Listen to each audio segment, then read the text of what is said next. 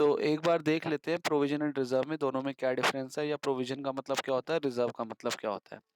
पहले हम ना एक समझते हैं प्रोविजन क्या होता है, पहले प्रोविजन की बात करते हैं, फिर आएंगे हम रिजर्व पे। प्रोविजन का मतलब क्या होता है, ठीक है। आपने जब हमने वो चैप्टर पढ़ा था ना, चैप्टर नंबर 3, जिसमें हमने थ्योरी पढ़ी थी, जिसमें बहुत सारे कॉन्सेप्ट थे, historical cost concept, entity concept, business concept पढ़े थे, याद है, बहुत सारे थे उसमें। हाँ, बस ये प्रूडेंस वाला बिल्कुल सही नाम लिया, मेरे को प्रूडेंस वाले से ही इसको कनेक्ट करके दिखाना है आपको। प्रूडेंस कॉन्सेप्ट में याद है आप लोगों को क्या था, प्रूडेंस कॉन्सेप्ट का मतलब ये था कि ना हमें जो आगे चल के प्रॉफिट होने वाले हैं ना, उनको रिकॉर्ड मत करो, लेकिन आपको लग रहा है कि आगे चल के हमको लॉस होने वाला है, तो उसको आज ही रिकॉर्ड कर लो। प्रूडेंस मतलब समझदारी होता है, और समझदारी यही कहती है कि भैया आगे चल के प्रॉफिट होने वाला है ना, तो उसको मत रिकॉर्ड करो अभी। कि कोई आपको प्रॉमिस कर दे जी कल मैं तेरे ने हाँ का ना 1 लाख का माल खरीद लूंगा, तो आप रात को नींद ही नहीं आ रही, जी 1 लाख का माल मेरा बिकेगा, तो मुझे तो क्या नाम है उसमें 20,000 का प्रॉफिट हो जाएगा, तो चलो मैं आज ही रिकॉर्ड कर लेता ना। उसने भी खरीदा थोड़ी है आके आपके पास, वो तो प्रॉमिस करके गया, क्या होता कल आए ना वो फिर। तो ये समझदारी थोड़ी है।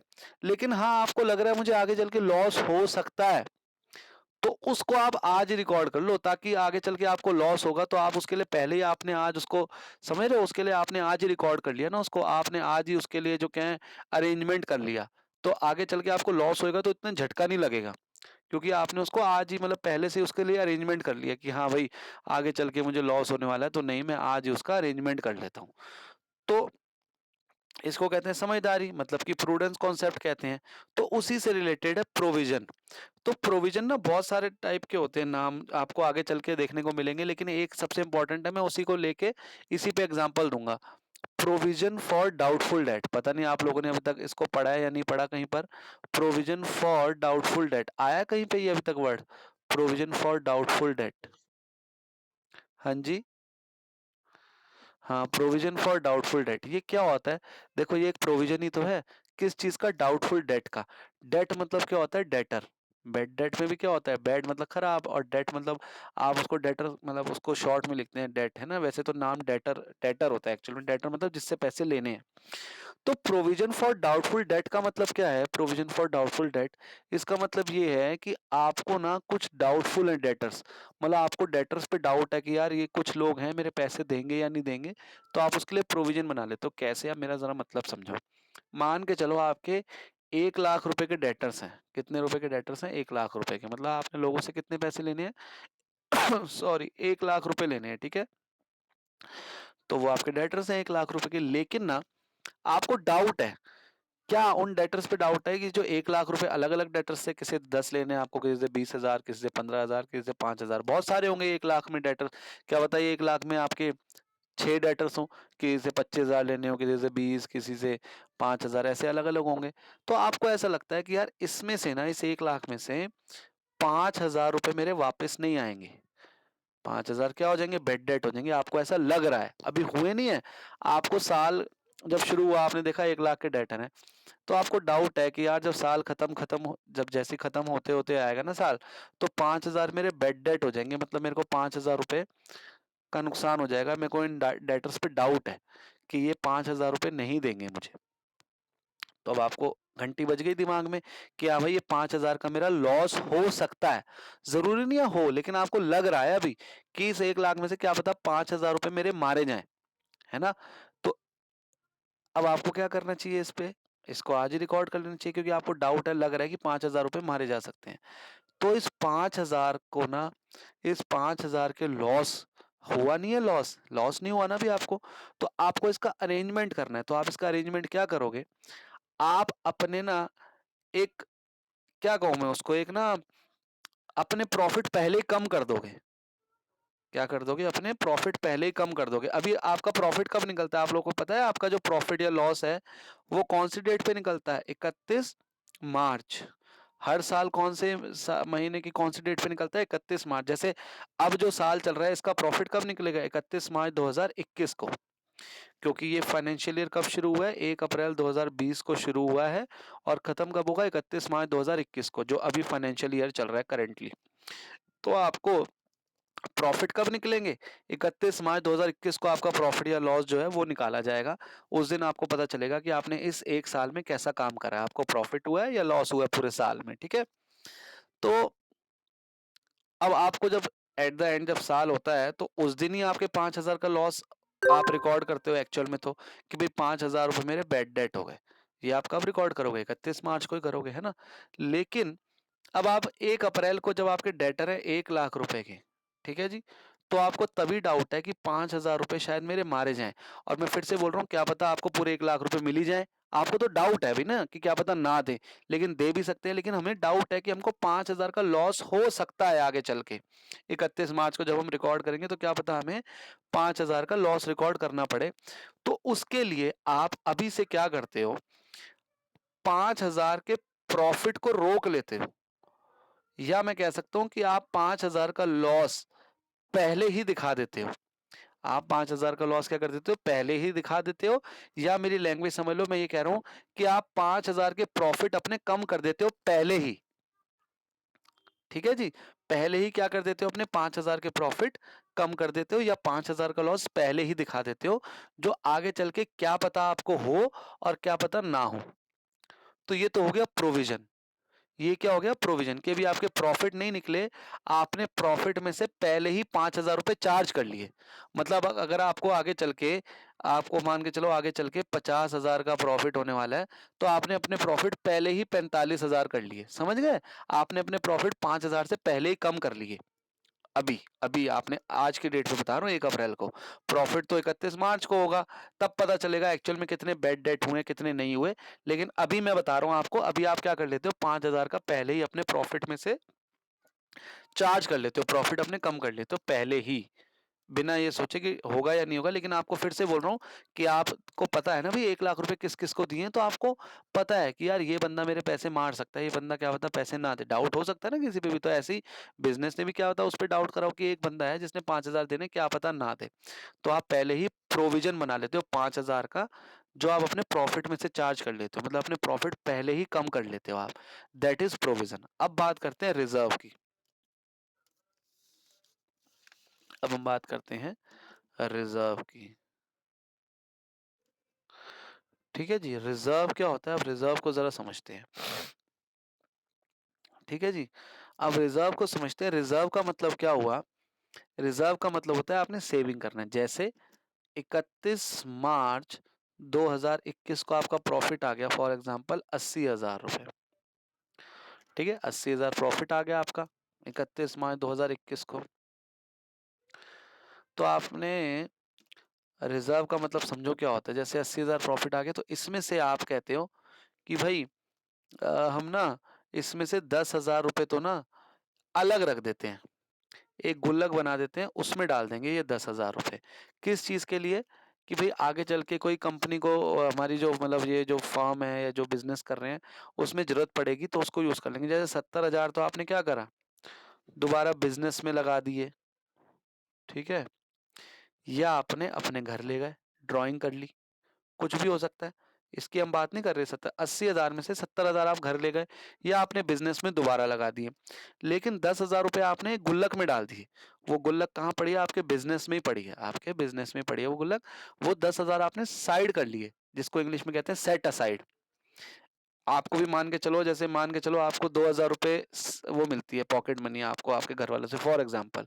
तो आप उसमें से क्या करते हो, 500 रुपए ना अलग रख देते हो कि भाई ये 500 रुपए तो मैं सेव करूंगा या सेव करूंगी, ठीक है, बाकी 1,500 रुपए हम खर्च कर देंगे।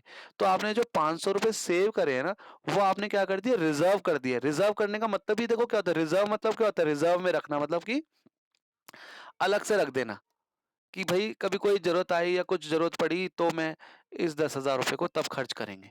तो दैट इज रिजर्व। क्लियर है आप लोगों को, दोनों में क्या फर्क है। प्रोविजन में क्या हो रहा है, अभी 31 मार्च 2021 आया ही नहीं, आपने पहले ही प्रोविजन बना लिया। आपने क्या करा, पहले ही प्रोविजन बना लिया 5,000 रुपए का, कि भाई मुझे लॉस हो सकता है 5,000 का, तो मैं अपने प्रॉफिट पहले कम कर लेती हूँ 5,000 रुपए। That is provision. प्रॉफिट आया भी नहीं, आपने पहले ही प्रोविजन बना लिया। रिजर्व में क्या हो रहा है, 31 मार्च 2021 को आपका प्रॉफिट आया, उसमें से आपने कुछ पैसे साइड कर दिए, और उसको संभाल के रख दिए।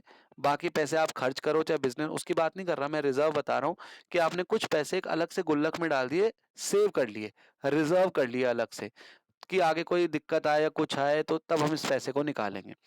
तो ये हो गया रिजर्व। तो आप ध्यान से देखो, रिजर्व कब बनता है? जब प्रॉफिट निकल जाते हैं। प्रोविजन कब बनाते हैं? शुरुआत में बना देते हैं, स्टार्टिंग में। प्रॉफिट आने का वेट नहीं करते। वो तो तब तो प्रॉफिट लॉस पता ही चल जाएगा, इतना लॉस हुआ है, इतने बैड डेट हो गए।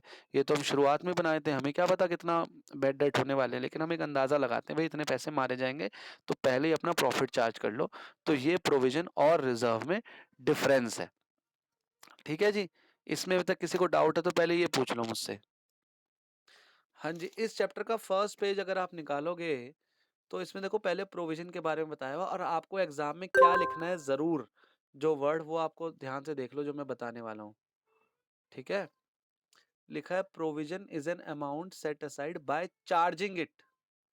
ये वर्ड जरूर लिखना है, चार्ज। जब भी आप एग्जाम में मतलब प्रोविजन की डेफिनेशन लिखोगे तो ये जरूर लिखना। देखो यहाँ लिखा है, it is charge in the profit and loss account on estimate basis. देखो पेंसिल है अगर आप लोगों के पास तो इसको अंडरलाइन करो। देखो जो मैंने आप लोगों को बताया है main, it is charged in the profit and loss account on an estimate basis।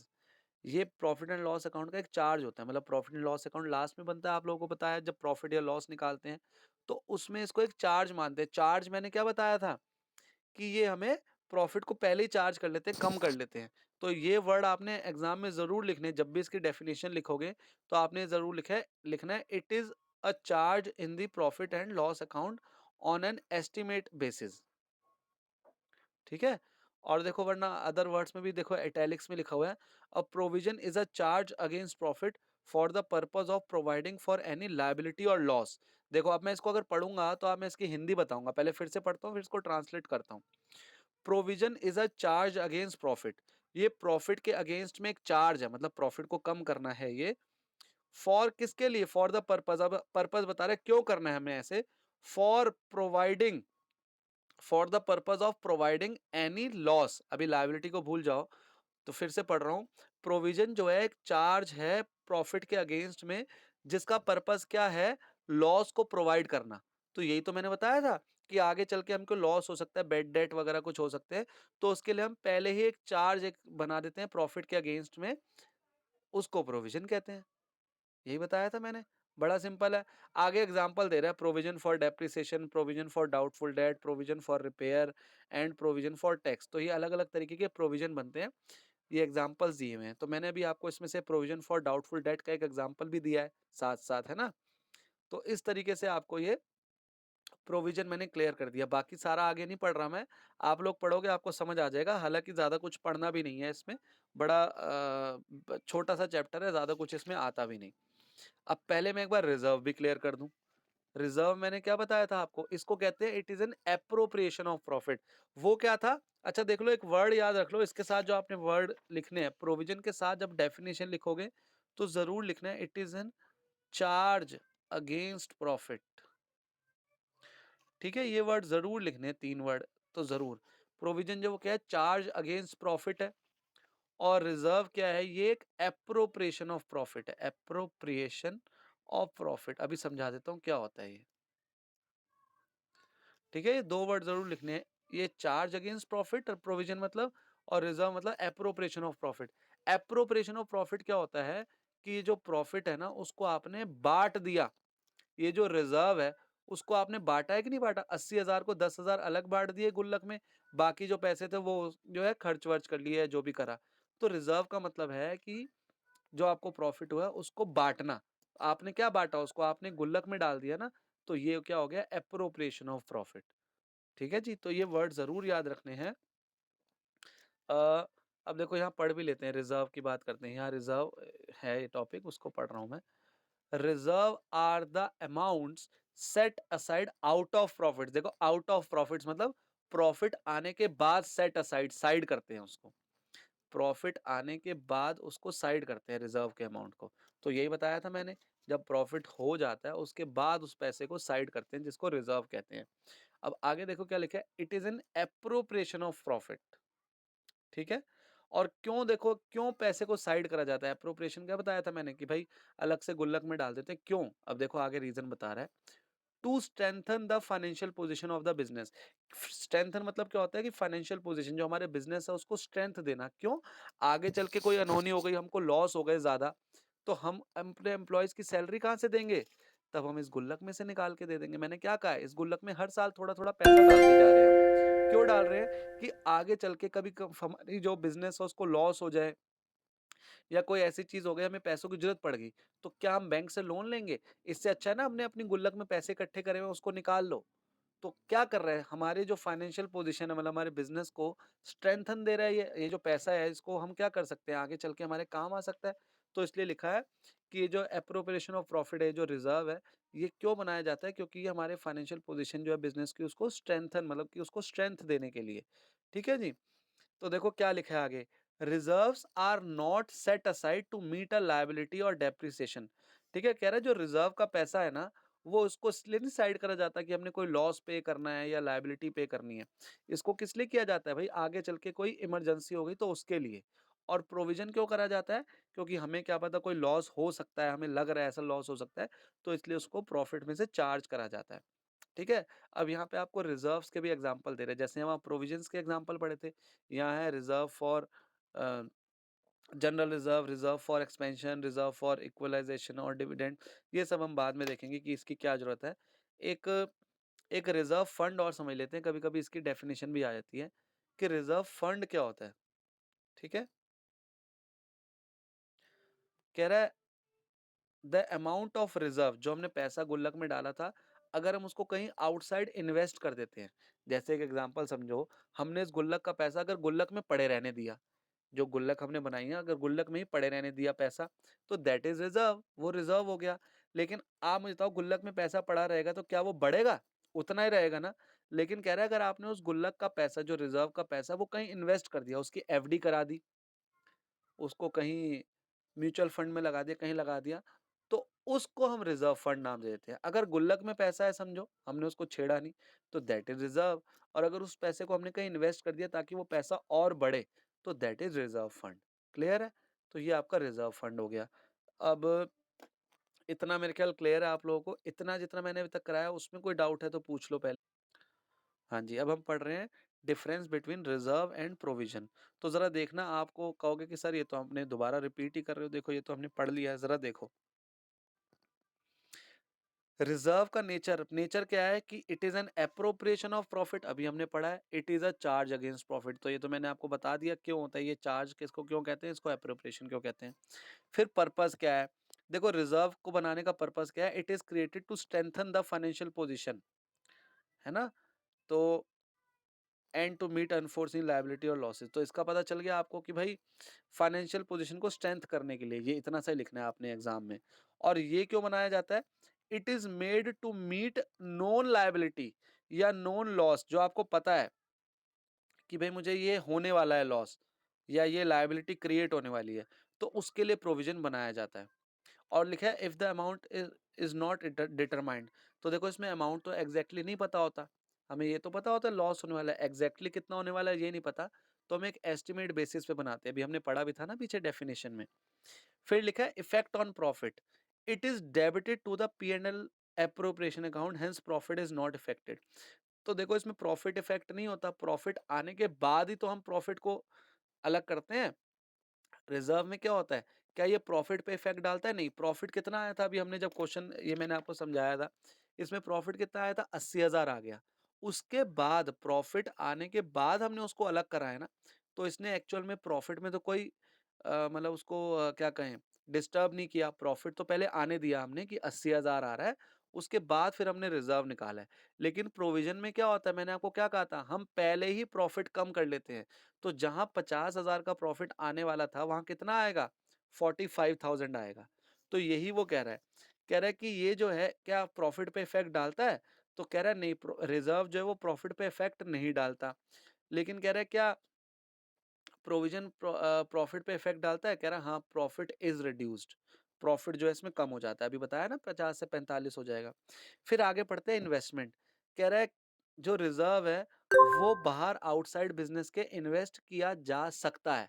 It may be invest, अभी बोला था ना मैंने आपको, गुल्लक में से जो पैसे पड़े हैं वो आप इन्वेस्ट कर सकते हो, जरूरी नहीं है पर आप कर सकते हो। तो लिखा है इट मे बी इन्वेस्टेड, मतलब कर सकते हैं बिजनेस के आउटसाइड में उसको इन्वेस्ट।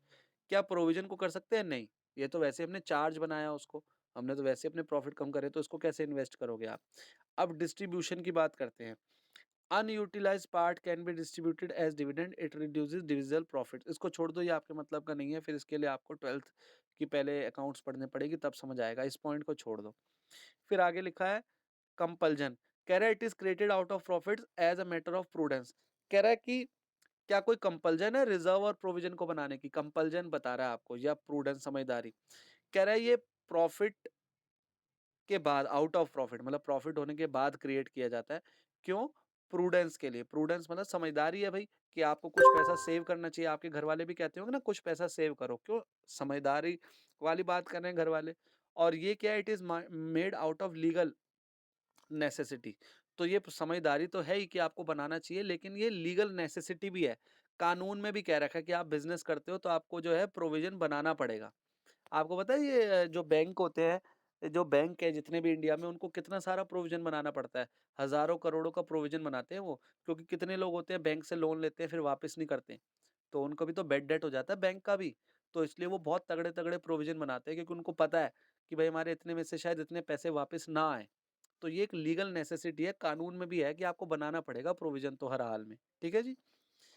फिर प्रेजेंटेशन की बात है, तो ये कहाँ शो करते हैं, तो ये बैलेंस शीट में कहाँ शो करते हैं, ये भी आपको रिजर्व्स एंड सरप्लस ये समझ नहीं आएगा, क्योंकि ये कंपनी के हिसाब से लास्ट पॉइंट है। तो ये 2 पॉइंट आपको मैं नहीं समझा रहा, क्योंकि वो भी आपको समझ ही नहीं आएंगे जब तक आप 12th के अकाउंट्स नहीं पढ़ लोगे।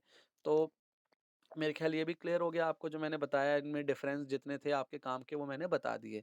अब आप कह रहे हो कि सर एक बार ये बता दो कि रिजर्व्स क्या होते हैं। रिजर्व ना, मतलब रिजर्व में क्या टाइप है, देखो 2 टाइप है, रिवेन्यू रिजर्व और कैपिटल रिजर्व। रिवेन्यू रिजर्व और कैपिटल रिजर्व, ठीक है। तो ये भी ना आपके काम का नहीं है, क्योंकि इसमें डिविडेंड वगैरह क्या होता है, ये 12th के उसका है, तो ये भी आपके एग्जाम में आएगा नहीं। तो इसलिए ना इसको भी मत समझो आप, बस ये समझा रहा हूँ कि जनरल रिजर्व और स्पेसिफिक रिजर्व में क्या होता है। देखो ये जो गुल्लक मैंने बनाई है ना, ये मैंने क्यों बनाई थी, कि भाई मेरे को अगर कोई आगे कोई मजबूरी आ गई, कहीं पैसा खर्च करना पड़ेगा, तो मैं इस गुल्लक में से निकाल लूंगा, ठीक है। लेकिन एक होता है स्पेसिफिक रिजर्व। तो स्पेसिफिक रिजर्व का एग्जांपल देने के लिए मैं आप लोगों से पूछूंगा, क्या आपने, एक पिक्चर थी सलमान खान और अक्षय कुमार और प्रियंका चोपड़े की, उसका नाम था मुझसे शादी करोगी। सुना है इस पिक्चर का नाम आप लोगों ने? अक्षय कुमार, सलमान खान और मुझसे शादी करोगी, पिक्चर देखी है क्या आप लोगों ने में से किसी ने? देखी है पिक्चर? देखिए, वेरी गुड, फिर चलो फिर तो अच्छी बात है, आप जल्दी समझ जाओगे। आपने उसमें देखा है सलमान खान जो है गुल्लक बनाता है, लिखता है माँ के इलाज के लिए, और एक लिखता है बहन की शादी के लिए। देखते हो गुल्लक में पैसे डालता है वो, याद है वो सीन, देखा है आपने? अक्षय कुमार उसकी गुल्लक भी फोड़ देता है वो। अच्छा, याद नहीं है। तो इतना मतलब आपको ये तो याद है, उसमें सलमान खान कहीं पर रहता है, कहीं रेंट पे, फिर अक्षय कुमार भी वहां रहने आए थे, फिर उसको तंग करता है, ऐसे वैसे तो याद है ना, कि बिल्कुल पिक्चर ही नहीं याद। तो उसमें सलमान खान क्या करता है ना, 2 गुल्लक रखता है मंदिर के पास, उसमें वो पैसे ही डालता रहता है। उसमें गुल्लक में बाहर लिखा होता है माँ के इलाज के लिए, और एक गुल्लक में लिखा होता है बहन की शादी के लिए। तो वो क्या कर रहा है, उसको जो सैलरी मिल रही है उसमें से कुछ पैसा वो खर्च कर रहा है, रेंट वेंट दे रहा है, अपना खर्चा चला रहा है, और कुछ कुछ पैसा वो उन 2 गुल्लक में डाल रहा है। तो आप बताओगे वो गुल्लक उसके लिए स्पेसिफिक रिजर्व है या जनरल रिजर्व है? वो एक स्पेसिफिक रिजर्व है गुल्लक, क्यों? क्योंकि वो उसने किस चीज के पैसे इकट्ठे कर रहा है, माँ के इलाज के लिए और बहन की शादी के लिए, है ना? तो वो हो गया स्पेसिफिक रिजर्व। और अगर उसने एक नॉर्मल गुल्लक भी रखी होती, कि जिसमें वो पैसे सेव कर रहा होता, तो वो कौन सा रिजर्व हो जाता? General reserve. बात समझ आई? अगर किसी चीज के लिए, एक पर्टिकुलर चीज के लिए आप पैसे इकट्ठे कर रहे हो, तो वो तो हो गया स्पेसिफिक रिजर्व। लेकिन आप एक गुल्लक में वैसे ही पैसे इकट्ठे कर रहे हो कि आगे चल के पता नहीं कहाँ काम आ जाए, तो वो हो गया जनरल रिजर्व। तो उस तरीके से यही है। इसको आप पढ़ोगे खुद तो आपको क्लियर हो जाएगा कि भाई जो सर कह रहे थे, ये सलमान खान वाला एग्जाम्पल आपको बिल्कुल क्लियर हो जाएगा। ठीक है जी। तो बस इतना ही है इस चैप्टर में। मैंने 10 मिनट कहा था, शायद 10 मिनट से ज्यादा ले लिए, 20-25 मिनट ले लिए इस चैप्टर में। बस यही